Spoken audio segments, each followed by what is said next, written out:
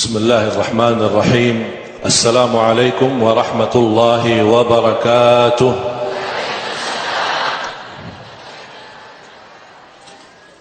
الحمد لله رب العالمين، والصلاة والسلام على أشرف الأنبياء والمرسلين وعلى آله وصحبه ومن تبعهم بإحسان إلى يوم الدين. سبحانك لا علم لنا إلا ما علمتنا إنك أنت العليم الحكيم. Para alim ulama, para habaib, para kiai, para asatiz, jamaah muslimin muslimat, mu'minin mu'minat, Allah subhanahu wa ta'ala menciptakan mati dan hidup untuk ujian. Dunia berarti tidak terlepas daripada ujian. Kalau ada yang ingin hidup tanpa diuji, insya-Allah kalau sudah di surga. Kalau masih di dunia, jangan harap tidak ada ujian. Rasul kita sallallahu alaihi wasallam bersabda, "Yubtala al-mu'min bihasabi imanih." Setiap orang mukmin diuji sesuai keimanannya. Semakin tinggi imannya, semakin tinggi ujiannya. Sampai orang-orang mukmin berjalan hasil menghadapi ujian, dia berjalan di muka bumi sudah bersih daripada dosa dan maksiat. Setinggi-tinggi orang yang diuji siapa? Setinggi-tinggi orang yang diuji siapa? Para Nabi dan Rasul. Para Nabi imannya lebih kuat dari kita enggak? Semakin tinggi dan kuat imannya, semakin tinggi dan kuat ujiannya. A'udzu billahi minasy syaithanir rajim. Bismillahirrahmanirrahim. تبارك الذي بيده الملك وهو على كل شيء قدير الذي خلق الموت والحياة ليبلوكم أيكم أحسن عملا وهو العزيز الغفور. Inti daripada ujian, siapa yang terbaik antaramu sebaik-baik amal. والمعنى من الابتلاء استخلاص الدعاء. Inti daripada ujian untuk membiasakan diri bermunajat, menadu kepada Allah Subhanahu wa taala. Sebagaimana Nabi Yaqub begitu proses panjang ujiannya, pertama kehilangan anaknya, belum lagi terjadi fitnah di antara anaknya sendiri, berita terbunuh anaknya, banyak yang dihadapi oleh Nabi Yaqub. Tapi beliau masih memiliki keyakinan yang luar biasa terhadap Allah. Oleh kerana itu Allah gambarkan bagaimana tulus dan ikhlas doa kita kepada Allah Subhanahu wa taala, apalagi di saat ujian. Qala innama ashku bathi wa huzni ila Allah wa a'lamu min Allah ma la ta'lamun. Aku hanya menadu kepada Allah Subhanahu wa taala, walaupun takdir itu takdir Allah, atas hendak Allah Subhanahu wa taala, tapi kita sebagai manusia masih memiliki ikhtiar. Tidak ada yang berkata enak-enak dosa, ya buat apa, saya terpaksa, memang Allah takdirkan. Orang yang tidak pernah jemput hidayah dan tidak pernah cari ridha Allah, tidak pernah mencintai masjid, jangan harap masjid yang datang mencari kita. وَمَا تَشَاءُونَ إِلَّا أَن يَشَاءَ اللَّهُ إِنَّ اللَّهَ Allah kana aliman hakima. Allah Subhanahu wa taala lebih mengetahui apa yang terbaik untuk kita. Saya pernah bertemu dengan seorang, saya ajak salat. Waktu salat dia lagi sibuk jual nasi goreng atau bakso, makanan, muter-muter dari gang ke gang dan kampung ke kampung, di perjalanan dari pagi sampai sore. Saya mengajak waktu salat, ayo salat dulu baru lanjut biar rezekinya berkah. Dia berbagai alasan, baju saya kotor, saya belum siap, dan ini, alasan itu. Doakan. Saya bilang, saya doakan buat apa? Kamu minta apa doanya? Biar berkah rezeki. Saya menjawab, insyaallah saya doakan supaya mau salat, baru terjamin berkah rezeki. Berkah rezeki walaupun saya doakan tidak ada guna kalau tidak salat. Wa'mur ahlaka bis-salati wastabir 'alaiha la nas'aluka rizqa nahnu narzuquka wal 'aqibatu lit-taqwa. Allah ikatkan salat dalam rezeki. Rezeki ingin lancar, berkah salat. Orang-orang yang ingin menjemput hidayah yang kita setiap hari baca di dalam suratul Fatihah, ihdinas siratal mustaqim, itu bukan hanya sebuah bacaan yang kita semua hafal dan minimal kita baca 17 kali dalam salat fardu, tapi ada tanda dan bukti gerakan, ada usaha dan ikhtiar menjemput hidayah Allah Subhanahu wa taala. Karena ada orang yang hanya mengaku diri percaya Allah tapi tidak mau terima takdir.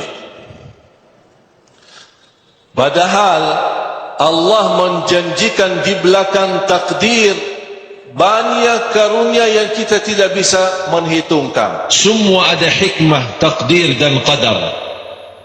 Salah satu rukun iman, rukun yang keenam, wal imanu bil qada'i wal qadar. Iman terhadap qada dan terhadap takdir. Apa beda antara qada dan takdir? Takdir adalah tetapan Allah Subhanahu wa ta'ala sebelum ada bumi dan langit. Allah menciptakan al-qalam untuk menulis. Setelah diciptakan al-qalam, Allah perintahkan al-qalam, tulislah. Kata al-qalam, ya Allah, apa yang aku tulis? Kata Allah Subhanahu wa ta'ala, tulislah apa yang akan terjadi sampai hari kiamat. Ditulis oleh al-qalam di dalam buku yang disimpan di Al-Lauhul Mahfuz. Di riwayat Imam Muslim, kejadian itu, tulisan takdir itu sebelum ada bumi dan langit 50.000 tahun. Berarti kita di Indonesia, orang yang di Madinah, orang yang di mana, ini berarti sudah 50.000 tahun sebelum ada bumi dan langit. Itu menunjukkan Allah Subhanahu wa ta'ala memiliki kekuasaan ilmu. Allah maha tahu apa yang sudah terjadi, apa yang terjadi sekarang, dan apa yang akan terjadi. Dan kita seorang mukmin, semakin tinggi ma'rifat kita kepada Allah, semakin tenang hati kita, khususnya terhadap takdir dan qada. Takdir tetapan Allah Subhanahu wa ta'ala, tapi qada adalah hukuman Allah ketika terjadi. Misal, Allah mentakdirkan orang ini akan kecelakaan, tapi karena dia selalu berdoa, Allah Subhanahu wa ta'ala menjadikan takdir ini tidak berfungsi. Berarti takdir tambah qada. Ada takdir dengan qada, tetapan Allah sama hukum Allah, hukum Allah, jadilah. Innama amruhu idza arada syai'an an yaqula lahu kun fayakun. Itu namanya qada. Kun, jadilah yang ditetapkan oleh Allah Subhanahu wa taala. Para jamaah sekalian, martabat takdir ada dua hal. Hal yang tidak bisa ikut campur oleh manusia, itu urusan Allah saja, tidak bisa kita ikut campur. Namanya al-qadarul kauni, iradah kauniyah. Semua yang ada di muka bumi ini milik Allah Subhanahu wa ta'ala. Kita tidak mampu membindahkan atau melampatkan terbitnya matahari. Atau kita ingin enak-enak pindahin daripada terbit matahari dari timur, kita arahkan dari barat, atau dari utara, atau dari selatan. Bisa enggak kita ikut campur gitu? Tidak bisa. Termasuk masalah kelahiran kita, hidup kita, dan mati kita. Ini semua tidak bisa manusia menunda atau mendahulukan. Terkait juga rizki. Itu namanya takdir kauni. Tidak bisa kita rubah. Ada yang kedua adalah takdir syar'i. Itu terkait dengan ikhtiar kita. Orang ketika bertaat, jangan bersenang-senang, saya bertaat jauh lebih baik daripada yang lain. Jangan terlalu bangga, karena yang memberikan kemudahan bisa bertaat siapa? Allah. Yang memberikan kita bisa bangun tahajud malam hari siapa? Allah. Ketika anda bangun di tengah malam dan kita ingat masih banyak manusia di saat itu sedang tidur, harus kita bersyukur. Terima kasih ya Allah, memberikan kemampuan saya bisa bangun. Ketika kita membaca Al-Quran, tapi banyak di antara orang muslim yang tidak bisa baca Al-Quran, bahkan tidak membaca Al-Quran. Kita jangan merasa bangga dan merasa diri lebih baik daripada yang lain. Justru kita bersyukur kepada Allah, karena Allah takdirkan kita dengan usaha dan ikhtiar kita. Karena ada takdir terkait dengan ikhtiar. Tapi ada orang berkata, kalau memang semua takdir Allah, berarti kalau saya berdosa maksiat, itu takdir Allah. Bapak Ibu, Allah maha adil tidak? Allah adil tidak? Yakin tidak? Kalau Allah memaksa kita untuk berlaku dosa maksiat, kalau Allah maksa kita berlaku dosa maksiat, apakah Allah akan siksa kita? Tak mungkin Allah siksa, karena Allah yang maksa kita dosa. Masa Allah Subhanahu wa ta'ala mau berikan azab? Tapi karena itu kembali kepada ikhtiar kita. Mengapa manusia ketika berdosa maksiat dia berkata Allah takdirkan, tapi ketika dia mau bertaat atau tidak ada minat bertaat, dia tidak berkata Allah takdirkan saya bertaat. Mengapa ketika kita bertaat dan semangat bertaat, menjaga salat 5 waktu, membaca Al-Quran, dan kita ingat Allah menggerakkan kita untuk bertaat kepada Allah. Ada seorang di zaman Umar bin Khattab radhiyallahu anhu, maling ditangkap, mencuri, mau diletakkan hukum Allah Subhanahu wa ta'ala. Di zaman Sayyidina Umar bin Khattab tegas, kalau ada hukumannya tegas. Orang maling dipotong tangannya, dan dia ngaku mencuri. Dia berkata, ya betul saya mencuri, tapi jangan potong tangan saya, karena saya mencuri karena Allah takdirkan. Jadi jangan salahin saya. Kok salahin siapa ya? Masa kita mau bilang salahin Allah Subhanahu wa ta'ala? Kata Umar bin Khattab radhiyallahu anhu, saya juga beriman terhadap takdir, dan saya memotong tanganmu karena Allah takdirkan saya untuk memotong tanganmu. Jadi jangan menjadikan alasan kita berdosa dan maksiat.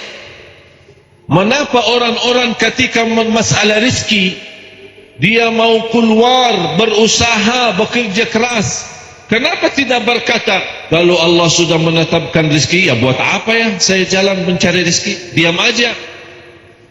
Ada orang selalu berdoa, bahkan bertemu dengan ulama, minta tolong doain. Minta apa? Supaya dapat keturunan. Doanya itu aja. Ya Allah, berilah kepada saya keturunan. Ya Allah, berikan kepada saya keturunan, anak salih salihah. Ini tanya sama ulama, Iman inti sudah berapa lama nikah sampai tidak punya keturunan? Saya belum nikah. Apakah boleh seperti itu? Takdir itu bukan sesuatu yang kita bodohi. Oh ini, oh saya bisa dapat anak tambah menikah, atau saya bisa mendapatkan rezeki tambah berikhtiar dan berusaha. Tidak bisa. Oleh karena itu ada takdir yang mesti disertai dengan usaha dan ikhtiar. Allah takdirkan kita orang salih karena kita ingin jadi orang salih. Allah takdirkan kita mau berdosa maksiat karena kita yang mau berdosa maksiat, masih ikuti hawa nafsu. Tapi ketika kita tegas terhadap diri hawa nafsu kita, kita kendali hawa nafsu kita. Ketika ada dosa maksiat, kita ingat kebesaran Allah. Di situ kita tahu Allah memang takdirkan, tapi Allah rubahkan takdir itu karena kita tidak mau berdosa agar mendapatkan murka Allah. Tapi kita ingin lebih baik, termasuk juga bertaat. Iyyaka na'budu wa iyyaka nasta'in. Tidak sempurna ibadah kami ya Allah kecuali pertolongan darimu ya Allah. A'udzu billahi minasy syaithanir rajim. Bismillahirrahmanirrahim. Qul Allahumma malikal mulki tu'til mulka man tasha'u wa tanzi'ul mulka mimman tasha'u وتعز من تشاء وتذل من تشاء بيدك الخير إنك على كل شيء قدير تولج الليل في النهار وتولج النهار في الليل وتخرج الحي من الميت وتخرج الميت الميت من الحي وترزق من تشاء بغير حساب صدق الله العظيم. Bapak Ibu, kekurangan kita belum memahami Al-Quran. Sungguh kita sebagai orang mukmin yang semestinya mempelajari Al-Quran, mendalami Al-Quran. Banyak orang malas mempelajari Al-Quran karena dia menghitungkan jumlah halamannya, menghitungkan jumlah ayatnya. Tapi kalau kita mulai setiap hari satu ayat, ambil artinya, dalami tafsirnya, saya yakin beberapa tahun kemudian kita sudah betul-betul mantap iman dan tinggi ilmu kita. Semakin dekat dengan Al-Quran, semakin mengenal Allah. Semakin dekat mengenal Allah, semakin yakin dan percaya semua di dunia ini atas izin Allah. Mau dia baik, mau dia buruk. Rasul kita sallallahu alaihi wasallam bersabda, ajaban li amril mu'min. Ada satu sifat kelebihan orang mukmin. Sampai Rasulullah SAW kagumi kelebihan itu. Heran luar biasa seorang mukmin itu. Ajaban li amril mu'min. Inna amrahu kullahu khair. Segala urusannya, apa yang dihadapinya bagi orang mukmin selalu baik. Apa dasarnya seluruh sesuatu yang dihadapi oleh mukmin itu selalu baik? Rasulullah SAW menggambarkan karena ada dua hal. Yang pertama, in asabathu sarra'a syakar fakana khairan lah. Setiap dia mendapatkan kenikmatan, kebahagiaan, berita gembira, hal-hal yang baik, dia selalu bersyukur. Wa in asabathu dharra'a sabar. Ketika diuji, ada kena mudarat, ada kena musibah, ada hal-hal yang tidak diinginkan, dia selalu sabar. Dan dua hal ini, kata Rasulullah, tidak bisa dimiliki selain orang beriman. Khususnya di antara sifat imannya adalah iman kepada rukun yang keenam, al-imanu bil qada'i wal qadar, iman terhadap takdir dan qada. Kalau kita betul-betul percaya dan yakin semua atas izin Allah, termasuk nikmat, dia akan membuat kita terlalu senang. Kadang-kadang terlalu senang membuat kita sombong. Tapi kalau orang mukmin, dia tahu, bukan karena kelebihan saya, bukan karena anak buah saya yang banyak, bukan karena ahli dan staf-staf saya, ada ahli ekonomi, ada ahli apa, mereka karena kelebihan mereka, ada yang tamatan Amerika, ada yang tamatan Inggris, karena adanya mereka ini, saya bisa menjadi orang yang hebat.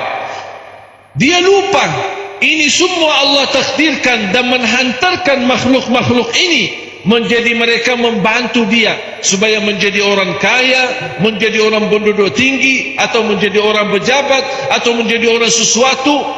Ini semua kalau kita percaya takdir dan qada, pasti kita bersyukur karena Allah takdirkan kebahagiaan ini, bukan karena kelebihan saya, bukan karena Allah terlalu cinta sama saya, tapi Allah subhanahu wa ta'ala memberikan itu karena ada hikmah di belakangnya.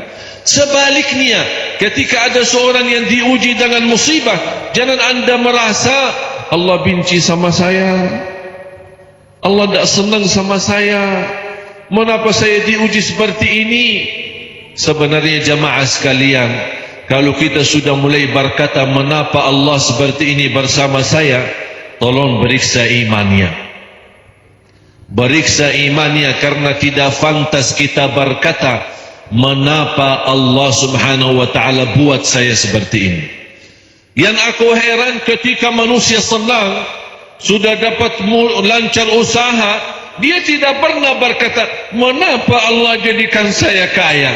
Tapi kas pasti lagi pusing, stres, mengapa Allah jadikan saya stres. Heran kan manusia, aneh kan manusia. Ketika senang-senang lupa sama Allah, ketika susah-susah, mengapa Allah sama saya seperti ini. La yus'alu amma yaf'alu wa hum yus'alun. Tidak boleh bertanya kenapa Allah seperti ini, tapi yang kita harus menyiapkan berjawabannya di hadapan Allah di dunia maupun di akhirat. Sebagaimana bersabda Rasulullah sallallahu alaihi wasallam di hadis yang diriwayatkan Imam Bukhari, يبتلى المؤمن بحسب إيمانه فإن كان في دينه شدة شد عليه وإن كان في دينه رخاوة خفف عنه ولا يزال البلاء بالمؤمن حتى يمشي على الأرض وليس عليه خطيئة. Rasulullah SAW menggambarkan orang yang teruji, semakin tinggi iman semakin berat ujian. Tapi saya yakin jamaah sekalian, belum ada yang teruji sebagaimana Rasulullah SAW. Pertanyaan saya, apakah ada di antara jamaah sekalian ketika lagi sujud, dibuang di atas kepalanya kotoran unta? Ada? Belum kan? Berarti belum diuji. Karena Rasulullah saja yang namanya Rasul mampu mengangkat tangan berdoa untuk menghancurkan musuhnya, tapi bersabar. Sujud di hadapan Ka'bah, datang musuhnya membuang kotoran sampah di atas kepalanya Rasulullah SAW. Begitu luar biasa yang diajarkan oleh Nabi kita Nabi Muhammad SAW supaya menjadi umat yang sabar. Dan sabar, sering saya menerima pertanyaan, iman ada batas? Tidak ada batas sabar. Kalau saya berkata sabar, terus kalau selain sabar, bersabarlah. Itu selain sabar. Ya ayyuhalladzina amanu isbiru wasabiru warabitu wattaqullaha la'allakum tuflihun. من الخوف والجوع ونقص من الأموال والأنفس والثمرات وبشر الصابرين الذين إذا أصابتهم مصيبة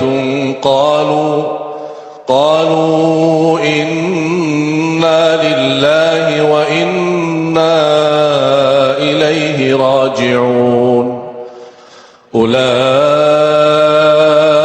عليهم صلوات من ربهم ورحمة وأولئك هم المهتدون.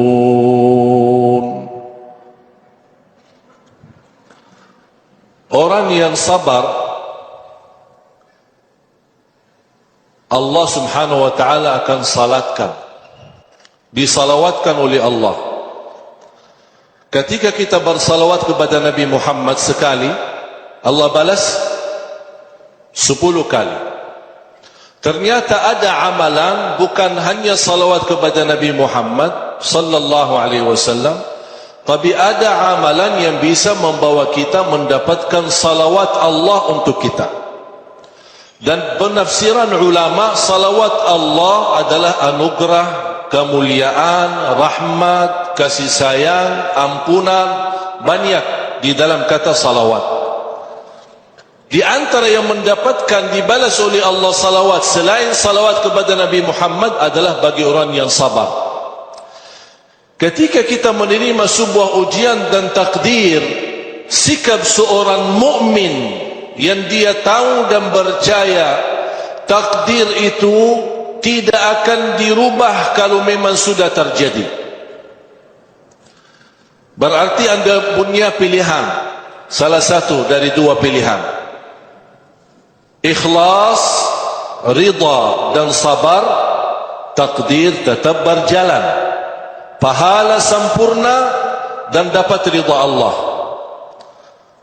Tidak ikhlas, tidak ridha dan tidak sabar, takdir tetap berjalan dan rugi pahala dan mendapatkan murka Allah. Silahkan milih yang mana. Kalau memang di dua sisi tetap takdir berjalan, istilahnya kalau saya marah dan bersikap keras atau saya tidak menerima, apakah takdir berubah? Tidak akan berubah, tetap berjalan.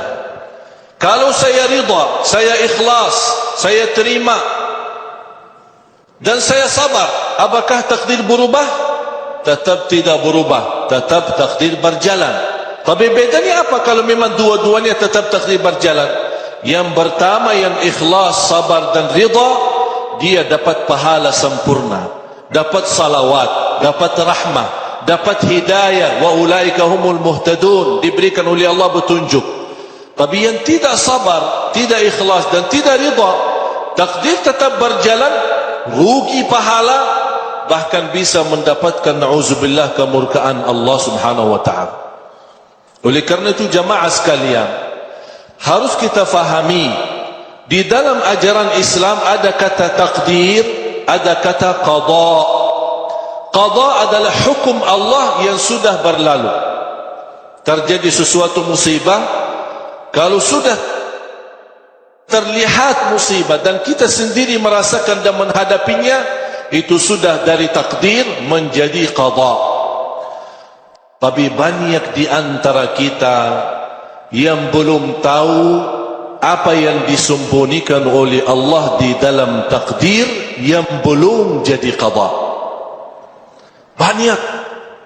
Bahkan kata Imam Ibn Qayyim, kalau Allah izinkan manusia boleh melihat buku takdirnya masing-masing, akan bersyukur kepada Allah subhanahu wa ta'ala. Kalau boleh manusia semua, silahkan lihat nasibmu, takdirmu selama hidup sampai di akhirat. Kata Imam Qayyim, semua manusia akan bersyukur masing-masing Begitu luar biasa karunia Allah Subhanahu wa taala. Ada seorang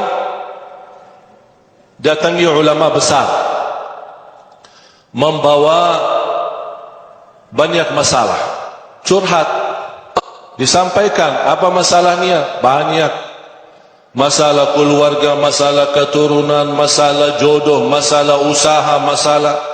Kata ulama, silahkan tuliskan masalahmu. Ditulis. Selesai dituliskan semua, dibawa kemari. Ini suratnya.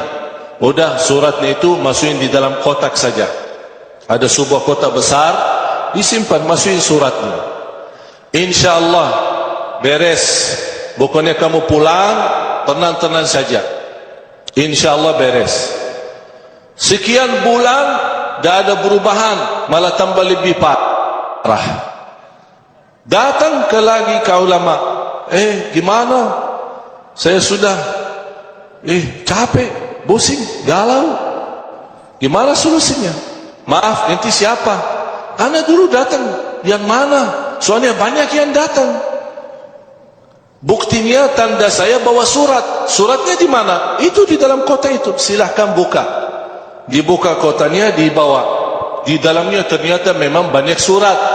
Ayo silahkan cari suratmu. Sambil dia mencari surat dia sendiri, ternyata dia sempat membaca surat-surat orang lain.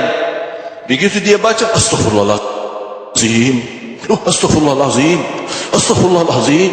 Dia kaget. Belum ketemu suratnya, dia langsung datang ke guru. Cukup saya terima takdirku aja, daripada membaca bacaan orang lain. Ternyata orang lain lebih parah. Makanya terima apa adanya, nikmati apa adanya. Sungguh Allah Subhanahu wa taala Maha baik dan Maha adil. Tak ada orang yang teruji di luar batasnya, yang tidak mampu dia hadapi. Asal sikap kita baik, ucapan pun baik, ada janji Allah Subhanahu wa taala untuk kita. Apa janji Allah? أصاب من مصيبة في الأرض ولا في أنفسكم إلا في كتاب من قبل أن نبرأها إن ذلك على الله يسير لكي لا تحزنوا على ما فاتكم ولا تفرحوا بما آتاكم والله لا يحب كل مختال فخور. Jamaah sekalian yang dimuliakan Allah Subhanahu wa taala, semua takdir sudah tertulis sebelum, bukan sebelum ada manusia lagi, sebelum ada apa-apa di dunia ini. 500 tahun sebelum ada bumi dan langit, bahkan sebelum ada makhluk pun, ketika Allah menciptakan Al-Qalam, uktub ma yakun wa ma sayakun ila qiyamis sa'ah. Tulislah, itu Al-Qalam diperintahkan oleh Allah, tulislah. Dan itulah yang dijelaskan oleh ulama, pertama makhluk yang diciptakan oleh Allah adalah Al-Qalam. Diperintahkan menuliskan semua negara-negara, keturunan-keturunan, nama-nama, rizki-rizki, di mana ditempatkan, di mana tinggal. Di antaranya si Ali Jaber, lahir Madinah, pindah ke Indonesia. Kok bisa datang ke Indonesia, ngapain? Orang-orang aja milih duduk di Madinah, betul tak? Mau di Madinah tu di Indonesia. Kok masa tak cinta Indonesia sih? Lahir besar di Madinah, dah pernah mimpi muka Indonesia, dah pernah bercita-cita bisa bahasa Indonesia. Tapi takdir, percaya dan nikmati, ambil hikmah dan berilah yang terbaik. Mau di mana tempatkan, mau di Madinah, mau di Indonesia, mau di manapun, kita selalu berupaya menjadi hamba yang diridai Allah Subhanahu wa taala. Itulah bukti seorang iman dan percaya takdir itu pasti ada hikmah. Walaupun awal-awalnya merasa merindukan Madinah, sedih menjauh dari Madinah, yang biasa lahir besar lingkungannya Masjid Nabawi, nikmati. Kalau makam Nabi Muhammad SAW, setiap hari kita tinggal mampir saja. Assalamualaikum ya Rasulullah. Para sahabat, lebih dari 10,000 sahabat Rasul ada di Baqi'. Sekarang sudah jauh menjadi seperti jamaah. Sekali-kali setahun kalau dapat syukur umrah, bisa ke sana. Mudah-mudahan yang belum umrah dimurahkan rezekinya bisa umrah ke Tanah Suci. Dan insyaAllah bisa haji ke Tanah Suci. Mudah-mudahan semua.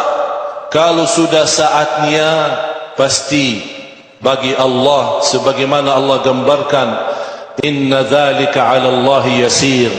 Masalah tertulis takdir itu bagi Allah sangat mudah. Apa janji Allah? Ini penasaran kan? Apa janji Allah? Itulah bersabda Rasulullah SAW di hadis yang sahih. Ketika seorang ditimpa musibah, Allah subhanahu wa ta'ala bertanya kepada malaikatnya, "Madza qala 'abdi?" Apa kata hambaku? Dan Allah tahu dan maha mengetahui apa yang diucapkan oleh hamba. Tapi inilah proses kejadian ini disaksikan oleh malaikat. Apa kata hambamu? Apa kata hambaku?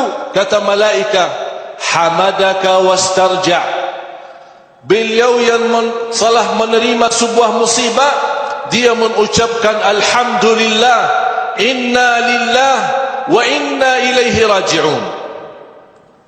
Subhanallah. Bisa enggak ketika kita ditimpa musibah, pertama ucapannya alhamdulillah.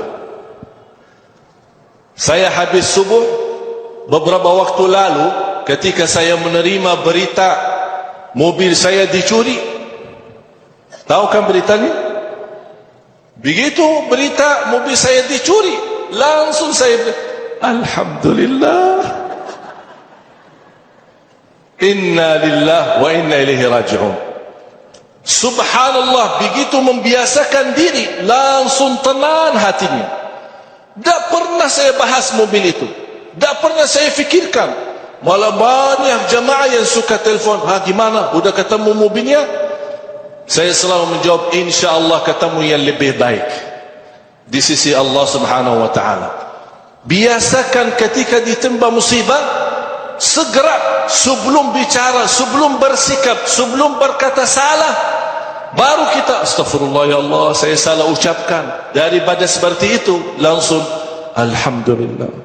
Ada berita orang meninggal, alhamdulillah, inna lillahi wa inna ilaihi raji'un. Doakan yang sudah meninggal, tapi jangan ngamuk, jangan marah sampai nangis-nangis, berteriak-teriak. Tidak akan berubah takdir. Dan orang yang sudah mati tidak akan kembali hidup. Tapi kita dapat dimurkai Allah karena kita bersikap yang tidak baik. Tapi apa yang dibalas oleh Allah bagi orang yang mampu menghadapi musibah dengan ucapan alhamdulillah, inna lillahi wa inna ilaihi raji'un. Qala Allah, ibnu li'abdi baitan fil jannah wa sammuhu baital hamd. Kata Allah, perintahkan malaikatnya kepada hambaku yang telah saya berikan ujian dan musibah, dan dia berkata alhamdulillah, bangunlah rumah di dalam surga dan dinamakan rumah itu Baitul Hamd, rumah alhamdu. Berarti ada rumah spesial khusus bagi orang yang bersikap baik terhadap ujian. Ketika sudah di dalam surga nanti, dia melihat ada tulisan, rumah saya Baitul Hamd, rumah alhamdu. Banyak juga alhamdu, alhamdu, alhamdu. Kenapa? Karena dia sudah bersikap. Ketika diuji oleh Allah, dia yakini itu datang dari siapa? Dari Allah. Dan jangan anda merasa kalau Allah menguji kita seolah-olah Allah menghukum kita. Itu tidak baik bersikap seperti itu. Allah tidak menghukum kita, tapi justru tanda ujian Allah membersihkan kita. Inna Allah la ya'khudhu illa liyu'ti. Allah tidak pernah mengambil sesuatu, pasti ada tujuan untuk memberi yang lebih baik.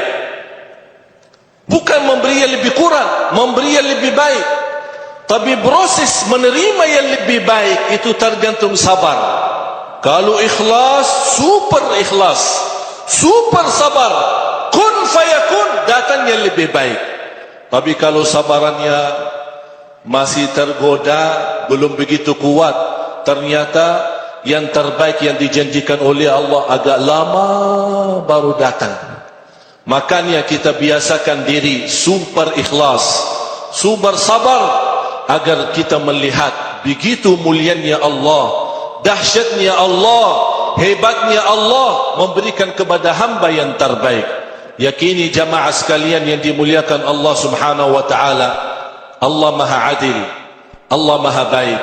Kalau Allah inti daripada ujian, Allah mau menghukumkan kita, ingat ayat ini di surah Fatir, surah 35 ayat 45. Mohon menjadi pelajaran untuk kita semua.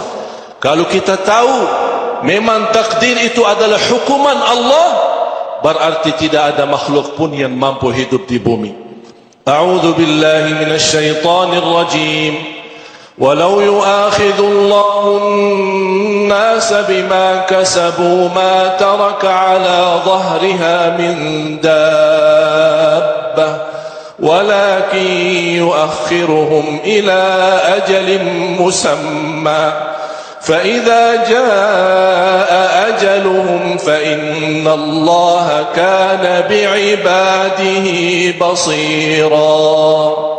Mohon jamaah sekalian, nanti buka Al-Quran surah 35 ayat 45, supaya kita tahu kalau memang Allah menghukumkan kita atas salah dan dosa kita, tidak ada yang mampu hidup di muka bumi.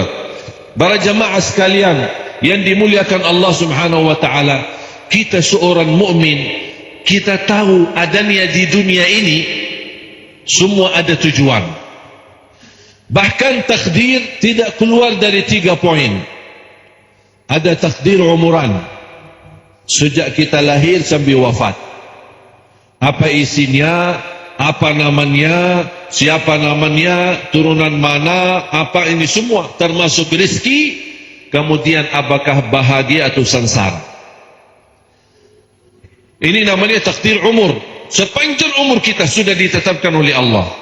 Yang kedua, takdir tahunan. Itu setiap ditentukan di Lailatul Qadar, diambil dari takdir umuran itu yang sudah ditetapkan oleh Allah di Lauhul Mahfuz, turunnya di tahun itu.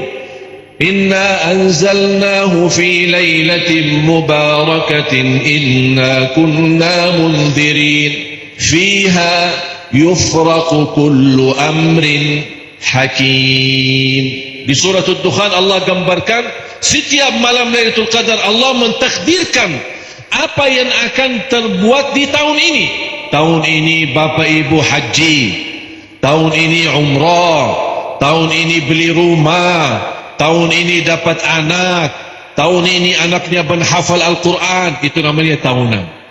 Ada takdir harian, kullu yawmin huwa fi sya'an. Kita akan baca, yas'aluhu man fis samawati wal ardi kulla yawmin huwa fi sya'an. Setiap hari Allah Subhanahu wa taala punya urusan.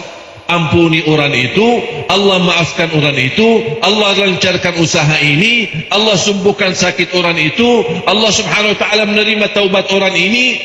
Ini semua sehari-hari. Berarti setiap hari Allah Subhanahu wa taala punya urusan sama hamba-hambanya. Orang yang berdoa diterima doanya, orang yang akan menghadapi musibah karena sering berdoa Allah menunda musibahnya, orang yang beristighfar diampuni dosanya. Subhanallah, itulah hari-hari kemuliaan Allah kepada hamba-hambanya. Tapi kita tidak tahu. Di antara hari-harinya, ketika kita lagi i'tikaf, apalagi di 10 malam akhir, ketika kita berdoa saat buka puasa, dan masuk doa makbul, sampai Rasulullah SAW bersabda, tidak akan ditolak doa kita saat buka puasa. Daripada sibuk cari makanan apa isinya, dan kota-kota beda warna, walaupun isinya sama, tapi melek matanya mau lihat apa isinya. Jangan difikirin itu. Yang difikirkan bagaimana kita memanfaatkan doa di saat buka puasa karena terkabul. Kita tidak tahu bagaimana cara Allah proses mengkabulkan doa.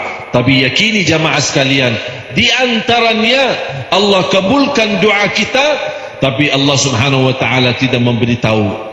Tak mungkin Allah kasih tahu, saya sudah terima doamu. Tapi yang jelas Allah menerima doa. Sampai kata Rasul, tidak ditolak, diterima doa. Berarti kalau Rasul berkata, percaya enggak? Percaya, 100% makbul. Tapi ada proses. Oleh karena itu jamaah sekalian, mari kita sama-sama jangan terlalu banyak mendalami ilmu takdir, karena kita tidak akan bisa tahu rahasianya. Ini salah satu rahasia Allah. Tapi harus kita menanamkan kepercayaan kita kepada Allah, dan kita yakin apapun yang diberikan oleh Allah pasti ada hikmahnya dan ada baiknya. Allah Maha Adil. Mungkin di awal ujian nampaknya buruk, tapi ingat, hakikat keburukan yang kita lihat ternyata di balik keburukan banyak hikmah dan pelajaran yang Allah ingin hantarkan kepada kita. Bismillahirrahmanirrahim. Makanya orang yang percaya takdir, apapun ujian yang dia hadapi menjadi takdir itu ringan bagi dia, bukan berat, ringan. Ini dari mana takdir? Ini dari mana musibah? Dari Allah. Percayalah, Allah Maha Kasih Sayang, Allah Rahman, Allah Rahim, Allah Maha Adil, Allah Maha Baik. Dan mungkin datang satu ujian dari Allah untuk menyusahkan kita. Allah tidak suka menyusahkan hamba, Allah tidak suka membebani hamba. Tapi begitulah proses ujian, untuk meningkatkan derajat kita dan mengampuni dosa-dosa kita. Percaya.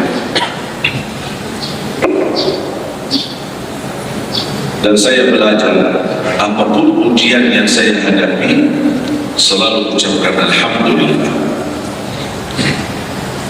Kadang-kadang saya dengar dari pengumuman masjid,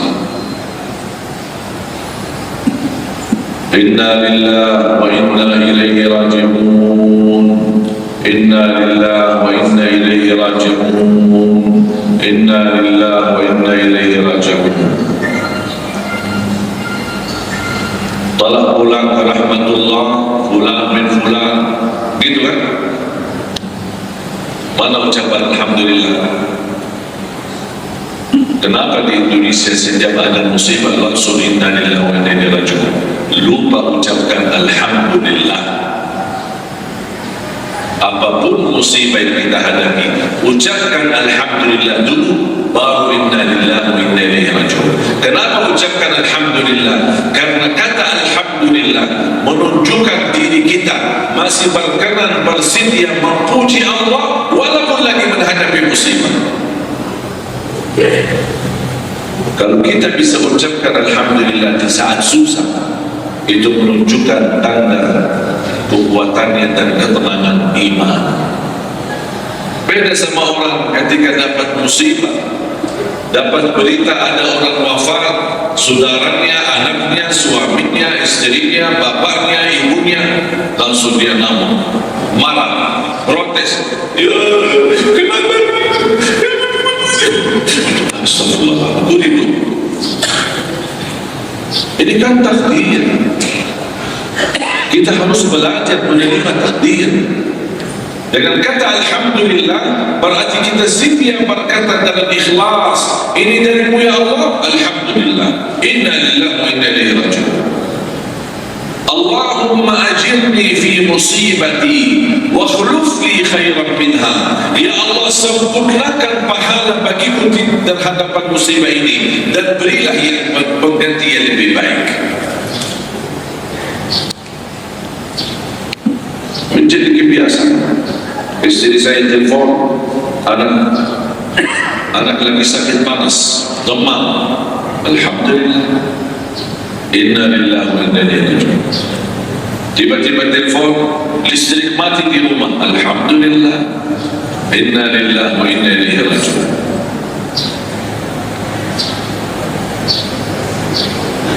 Adik saya bawa mobil, bocor banyak, Kalau semua dia telefon dan bawa uang ini bocor panggil, alhamdulillah, inna lillahi wa inna ilaihi raji'un. Terus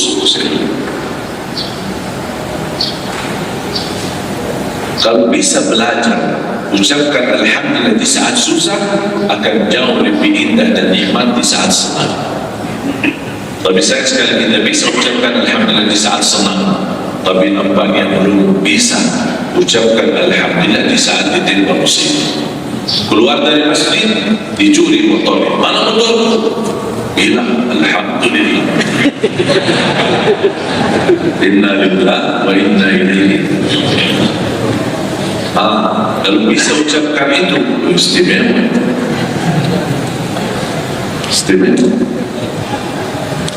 Beda sama orang pas keluar dari masjid, baru habis doa, habis zikir, habis istighfar, hilang motor. Baru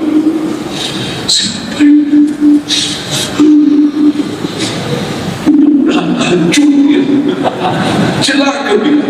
Sampai itu juga tuh saya merasa bertambah berat ujiannya luar biasa.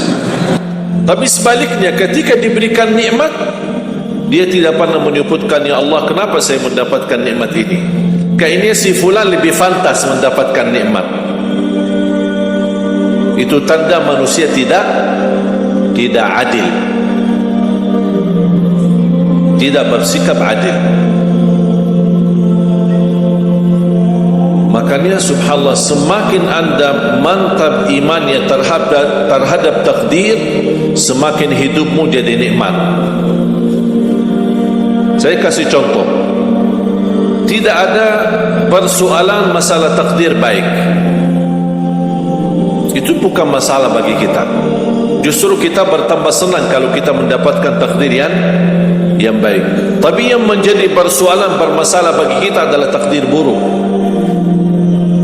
Ketika ditimpa musibah, ketika ada ujian, ada sakit, kesulitan, penghasilan yang tidak mencukupi, dan banyak masalah keluarga, masalah rezeki, masalah sama majikan, masalah di kerjaan, itu yang membuat banyak beban fikiran. Tapi kita harus tahu, sebenarnya walaupun takdir itu ada baik, ada buruk, kenyataannya buruk, nampaknya buruk, tapi hakikatnya baik. Hakikatnya baik. Tapi kapan kita bisa tahu takdir yang buruk ini bisa menjadi baik bagi kita? Belum tentu sesaat terjadi ujian itu. Bisa jadi belakangan, bahkan bisa menjadi sekian lama baru kita tahu dan sadar ternyata takdir itu baik bagi kita. Sebenarnya kalau kita tahu rahasia takdir, apapun yang akan terjadi, kita tidak ada kekhawatiran.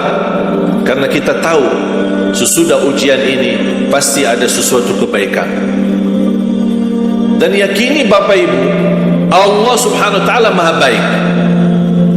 Allah tidak senang menyusahkan hambanya. Tapi kadang-kadang proses untuk menuju kebaikan ada kesulitan dan tantangan.